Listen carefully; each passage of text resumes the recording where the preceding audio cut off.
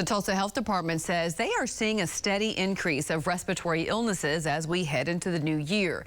They also reported the first flu death of the season. News on 6's Jordan Tidwell has this new information.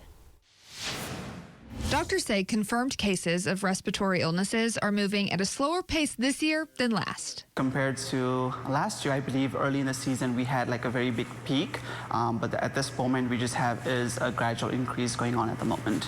Epidemiologist Abhishek Shakya says the main illnesses going around are the flu, COVID, and RSV, which they mainly see in kids. If you're just kind of coughing or you're having like a little fever, that could be just a minor illness. But once you start to have that sore throat, fatigue, high temperatures where it doesn't go down at all for your fever, and you start to have those runny nose or stuffy nose, I think that's at that point where you want to kind of talk to your provider, get tested and see. He says it's best to take all the precautions to avoid getting sick, like being up to date on your vaccinations and covering your mouth when coughing or sneezing.